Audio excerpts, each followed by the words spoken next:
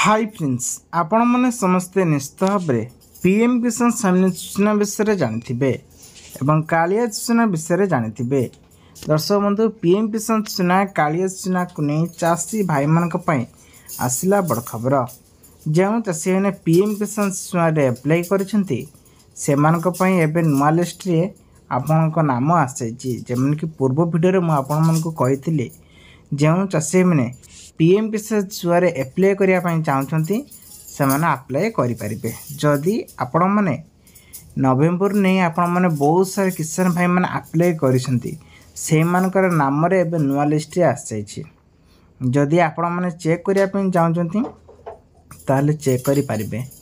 दर्शक बंधु आउ गोटे कथा कही रखुच्छी पीएम किसान योजना चाषी मानक 2 गुणा वृद्धि कर पूर्व चाषी मानक 6,000 टंका दि जाता ताहाकू वर्तमान बढ़ाई दे 9,000 टंका वृद्धि कर आपण मैंने भावुवे एसबू फैक बोली से आपण मन को रिक्वेस्ट आपण मैंने चाहिए पीएम किसान gov.in मारी सर्च करेंगे आ वेबसाइट रे तार बेनिफिट स्टेटस को क्लिक कर देखी ने जे केते नंबर अपडेट एबे आपण को पाखरे आसीबो जहाँ मु कहूँ सत ना फैक आपण को राइट क्लियर हो पारे।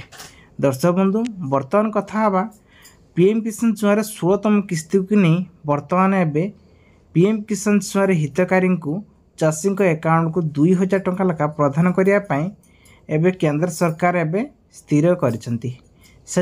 प्रति नुआ हो कि पुराना चाषी मानक से गोटे EKYC चेक करने कही।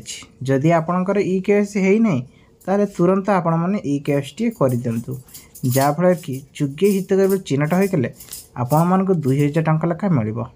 वर्तमान कथा कालिया योजना जो चाषी मैंने अप्लाई करने चाहते से अप्लाई करें कि नहीं। जदि आपण मैंने अप्लाई करने चाहते तो वर्तमान समय अप्लाई करें। खूब शीघ्र आउ एक वीडियो आसी कालिया योजना नहीं कि ऑनलाइन तो देख।